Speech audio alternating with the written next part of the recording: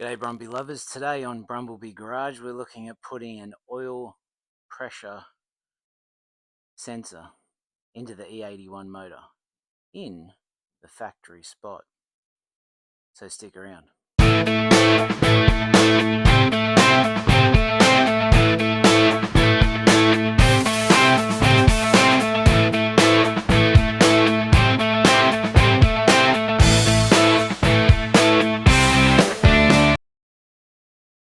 Alright, so here we are underneath the car.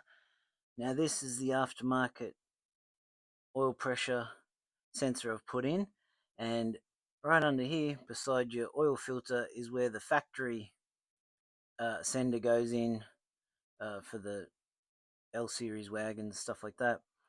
And I had to get an adapter for this because I bought a SAS Trax, which I'll show you in a little bit. Double sender, so I've got an oil and a water. And what this connection is up in here is a 3/8 BSP thread. It's not tapered, it's just straight. So what I had to buy was a little adapter, which is the gold one there. Got that off eBay for $5 or something. So that is a BSP 3/8 adapter to an 1/8 NPT, which is what the SAS sensor comes in. So I had to get that off eBay. I couldn't get that anywhere locally. So that's the tapered. So just like the inlets, so your two inlet hoses, which I'll show in a minute, they're 1/8 BSP tapered, so BSPT. So that's all it is for the. Obviously, there's a grub screw there. Unplug that, screw in that, put in your sensor, and it's hanging above the bottom of the sump, so it shouldn't really get hit by anything. My car's been in the wars in the front end, so I can't really, as you can see, it's all dented and messed up. I can't really put the plate back in place that I've got. That's unfortunate, but I might try and come up with something just to protect all that later on. So that's where your oil sender unit goes. So have a look up inside the car. In the engine bay, I haven't cleaned up my wiring just yet. So this is the SAS part of the cable here, and that's going into a DT connector. And I rang up SAS.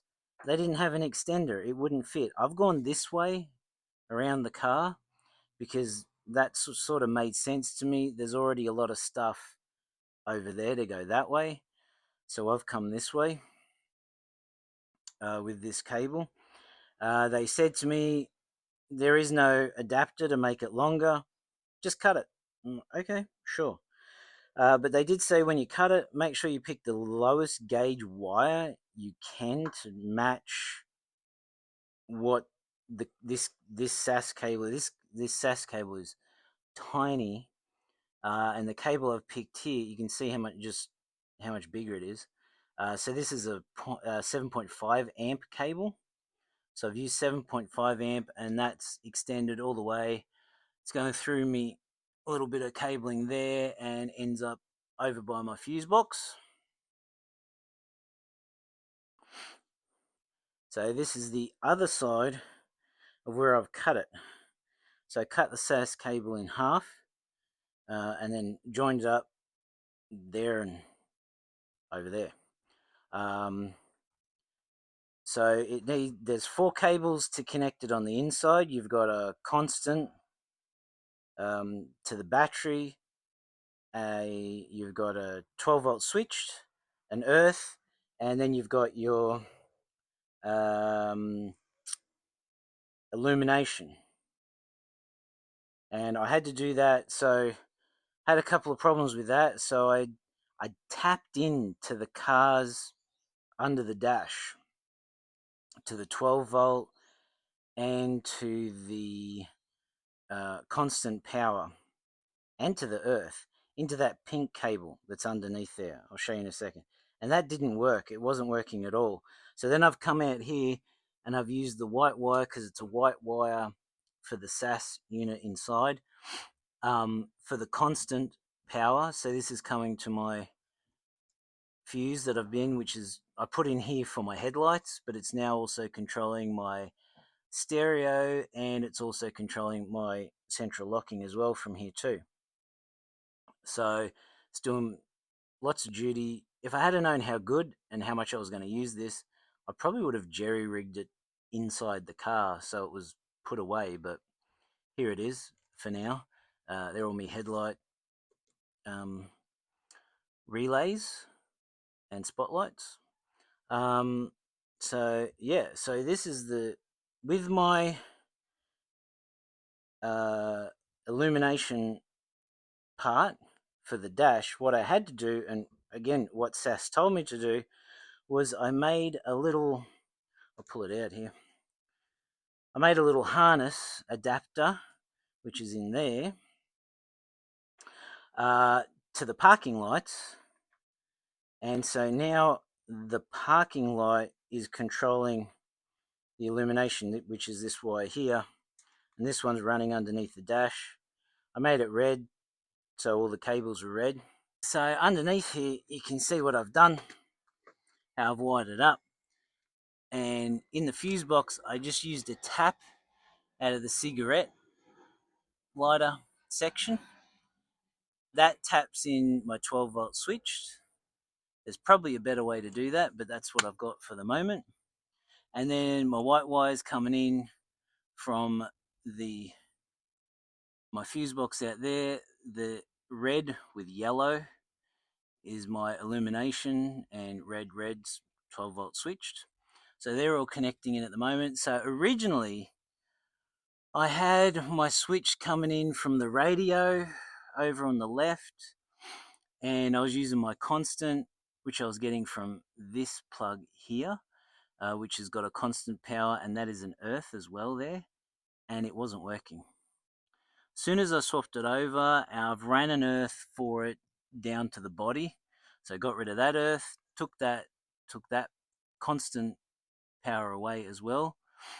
It works fine now. So if you're having trouble with it working, it just could be where you're wiring it to. I also had the illumination wire wired into my illumination for my switches here for the spotties, and it was just piggybacked off them. They work that way, but the gauge didn't work that way.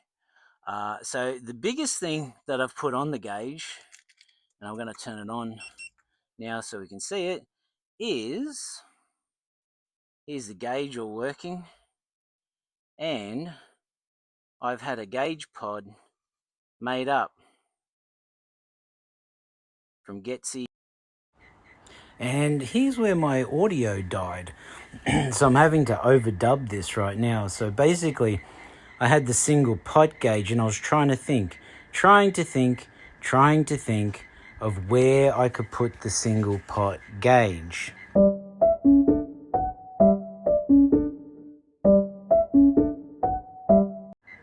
So I looked down and I just thought, why not drop it in that hole that you all know is there, where you really don't put much of anything.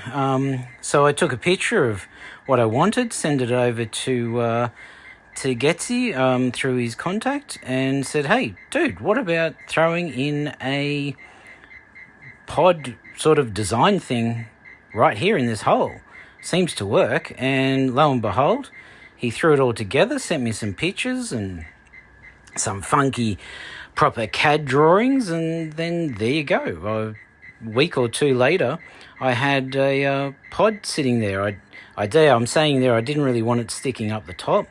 I wanted it down there, and for my height, it works well. The steering wheel covers it a little bit, but not that much. You just got to move over and I can see it. So, yeah, there's the new product from Geci. It's out now as far as I'm aware. They might not be on the website, but if you want one, just contact him. and he'll be able to make you up one. So it's really cool. When I did get it, I did have to sand the inside of the hole a little bit to make it fit properly because it was a smidge snug. But I said to him, keep it that way because I'd rather do a little bit of emery paper sanding and have it snug than have it loose. So he's going to keep it that way as far as I know. But yeah, there you go. There's a nice cool look. The screw holes are the factory screw holes. Everything fits really, really well. So if you're after one of those, just contact Geci and he'll be able to hook you up with one. So thanks for watching. Don't forget to like and subscribe. And I'll catch you all around next time.